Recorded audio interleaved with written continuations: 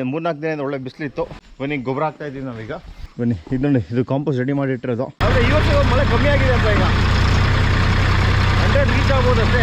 Dwarf ನಾವು 6x6 ನಟ್ಟಿದ್ವಿ, ಸಿಕ್ಕಾಪಟ್ಟೆ overlap ಆಗಿಬಿಟ್ಟಿದ್ದು, zigzag ತೆಗ್ದಿದ್ದೀವಿ. ಈಗ ಆಗಲೇ 12 ಅಡಿ ಬಂತು ಅಂದೋದಕ್ಕೆ ನಾವೇನು ಮಾಡಿದ್ವಿ, ಸಿಮೆಂಟ್ ಪೂಲ್ ಹಾಕಿಬಿಟ್ಟು ಇಲ್ಲಿ ಮೆಣಸು ಮಾಡಿದ್ದೀವಿ. ನೋಡಿ ಇದರಲ್ಲಿ ಹಿಂಗೆ ಒಂದು 2 ಕೈ ಹಾಕ್ತಾ ಇದ್ದೇವೆ.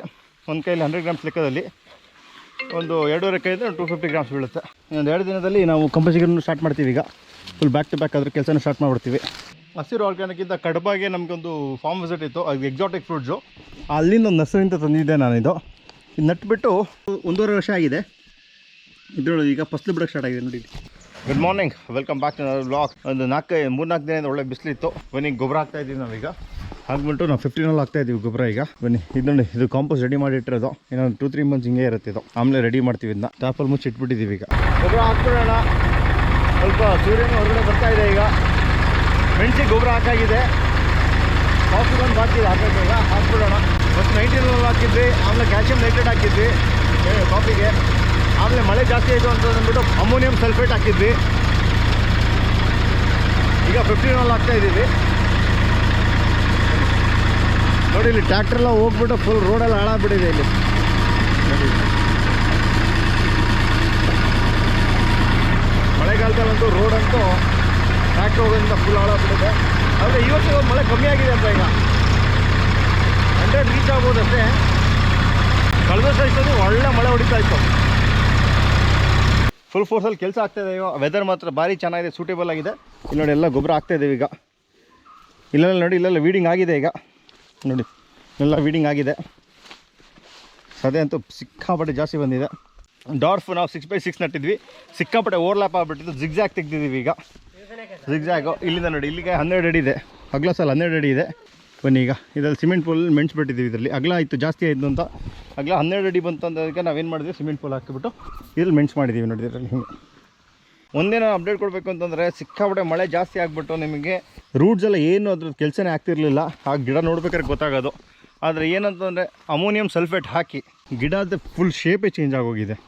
ಅಂದರೆ ನಿಮ್ಗೆ ಎಷ್ಟು ವರ್ಕ್ ಆಗಿದೆ ಅಂತಂದರೆ ನಿಮ್ಗೆ ನೋಡ್ಬೇಕಾದ್ರೆ ಗೊತ್ತಾದ, ಲೈವ್ಲಿ ಆಗಿದೆ ಗಿಡ. ಈಗ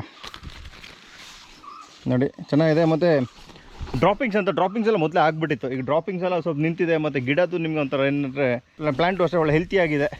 ಅಮೋನಿಯಂ ಸಲ್ಫೇಟ್ ಅಂತೂ ಭಾರಿ ಚೆನ್ನಾಗಿ ವರ್ಕ್ ಆಗಿದೆ ಮಾತ್ರ. ಬನ್ನಿ ಈಗ ಹಾಕ್ತಾಯಿದ್ದೀವಿ ಈಗ ಗೊಬ್ಬರ. ಒಂದು 10-15 ದಿನದ ಮೇಲಾಗಿದೆ. 15 ಕೊಡ್ತಾಯಿದ್ದೀವಿ ಈಗ. ಬನ್ನಿ ಈಗ ನೋಡಿ, ಸುತ್ತ ಕ್ಲೀನಾಗಿ ಹಾಕೊಂಡ್ಬಿಡ್ಬೇಕು. ಒಂದು 2 ಕೈ ಹಾಕ್ತಾಯಿದ್ದೇವೆ. ಒಂದು ಕೈಯಲ್ಲಿ 100 ಗ್ರಾಮ್ಸ್ ಲೆಕ್ಕದಲ್ಲಿ, ಒಂದು 2.5 ಕೈಯಿಂದ 250 ಗ್ರಾಮ್ಸ್ ಬೀಳುತ್ತೆ. ಫೋನ್ ಬರ್ತಾಯಿದೆ. ಈಗ ಕೆಲಸ ಬೇಗ ಆಗಬೇಕಂತಂದರೆ ನೀವು ಹೆಂಗೆ ಅಂದರೆ ಸಪ್ಲೈನೂ ಅಷ್ಟೇ ಫಾಸ್ಟಲ್ಲಿ ಇರಬೇಕು. ಗೊಬ್ಬರ ಹಾಕ್ತಾರಂಗೆ ಸಪ್ಲೈನೂ ಮಾಡ್ತಾನೆ ಇರಬೇಕು. ಇನ್ನೊಂದು 2 ದಿನ ಬಿಟ್ಬಿಟ್ಟು ಇನ್ನೊಂದು 2 ದಿನದಲ್ಲಿ ನಾವು ಕಂಪೋಸಿಷನ್ ಸ್ಟಾರ್ಟ್ ಮಾಡ್ತೀವಿ. ಈಗ ಫುಲ್ ಬ್ಯಾಕ್ ಟು ಬ್ಯಾಕ್ ಅದ್ರ ಕೆಲಸನ ಸ್ಟಾರ್ಟ್ ಮಾಡಿಬಿಡ್ತೀವಿ. ಯಾಕೆಂತಂದರೆ ನೀವು ಗೊಬ್ಬರ ಹಾಕ್ತಿದ್ದೀರಾ ಅಂತಂದರೆ ಕಂಪೋಸಿಷನ್ ಮಾಡ್ಕೊಳ್ಳೋದು ಭಾರಿ ಒಳ್ಳೆಯದು. ಇಲ್ಲ 2 ದಿನ ಮುಂಚೆ ಮಾಡಿ, ಇಲ್ಲ ಗೊಬ್ಬರ ಹಾಕಿದ ತಕ್ಷಣವೇ ಸ್ಟಾರ್ಟ್ ಮಾಡ್ಕೊಬಿಡಿ ಕಂಪೋಸಿಷರು. ಸದೇ ಆಗಿದೆ ಮಾತ್ರ. ಎಲ್ಲ ರಾಶಿ ಗುಡ್ಡೆ ಮಾಡಿ ಹಾಕಿದ್ದೀವಿ ಇಲ್ಲಿ. ಬೆಸ್ಟು. ಇದು ಎಲ್ಲಿ ಯೂಸ್ ಆಗುತ್ತೆ ಅಂತಂದರೆ, ಇನ್ನು ಸಮ್ಮರಲ್ಲಿ ಬಡ್ಡೆನ ಕವರ್ ಮಾಡಿಬಿಟ್ಟು ಮಾಯ್ಶ್ಚರ್ನ ಕಂಟ್ರೋಲ್ ಮಾಡೋಕ್ಕೆ ನೀವು ಯೂಸ್ ಮಾಡ್ಕೋಬೋದು ಮೆಣಸಿನ ಬಡ್ಡೆಗೆ. ಈಗ ತುಂಬಿಸ್ಕೊಂಬಿಟ್ಟು ಇಲ್ಲಿಂದ ಹೋಗೋಣ. ಈಗ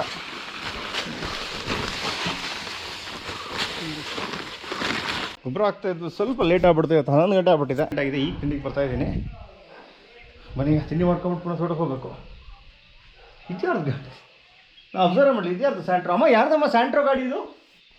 ಸ್ಯಾಂಟ್ರೋ ಗಾಡಿ ಯಾರ್ದು ಇದು? ಓ ಮೆಕ್ಯಾನಿಕ್ ಬರ್ತೀನಿ ಇದು. ಬನ್ನಿ ಈಗ ನೋಡಿ, ಈಗ ಯೂಟ್ಯೂಬ್ ಅಪ್ಲೋಡ್ ಆಗಿದೆ. ಈಗ ನಾಳೆ ಬರುತ್ತೆ ಇದು.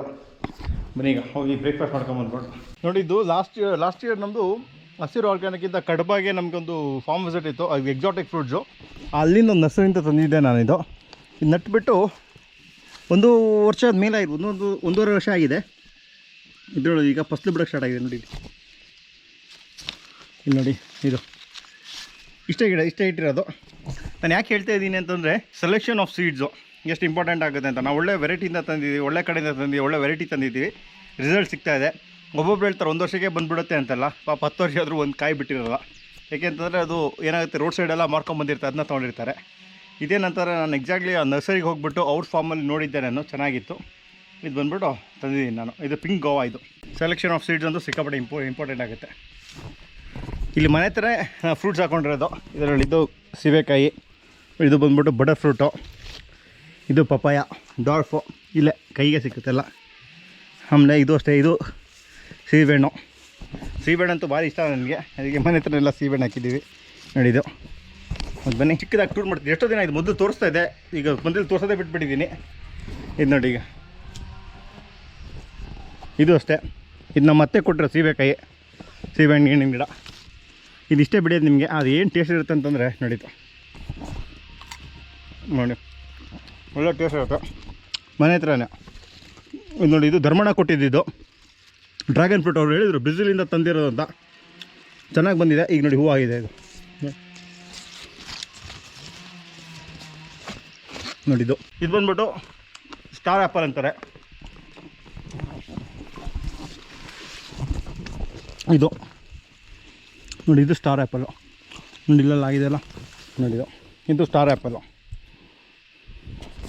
ಒಂದು ಚಿಕ್ಕಮಂಗ್ಳೂರು ಹೋಗಿದೆ, ಕೆ ಜಿಗೆ 270 ರೂಪೀಸ್ ಅಂದರು. ಸ್ವೀಟು ಮತ್ತು ಹುಳಿ. ಇದು ಬಂದ್ಬಿಟ್ಟು ಚಿಕ್ಕು, ಅದು ಮಲ್ಲಿಕ ಮಾವಿನ ಹಣ್ಣು. ಹಿಂಗೆ ಮನೆ ಹತ್ರನೇ ಹಾಕ್ಕೊಂಡಿದ್ದೀವೆಲ್ಲ ನೋಡಿ. ಇದು ಸ್ಟಾರ್ ಆ್ಯಪಲ್. ಬನ್ನಿ ಈಗ ಮುಡಿರೋ ಬರೋಣ. ಈಗ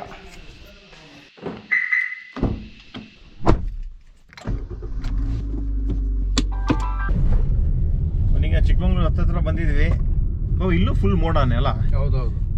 ಅಂದರೆ ಇವತ್ತು ಮತ್ತು ಗೊಬ್ಬರ ಹಾಕಕ್ಕೆ ಮತ್ತು ಒಳ್ಳೆ ವೆದರ್ ಇತ್ತು.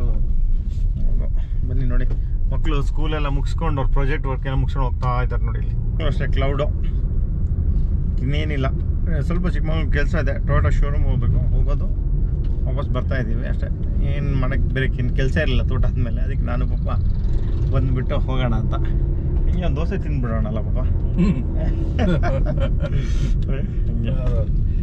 ಕೊನೆಗ Know that they ride or die. I keep boys by my side.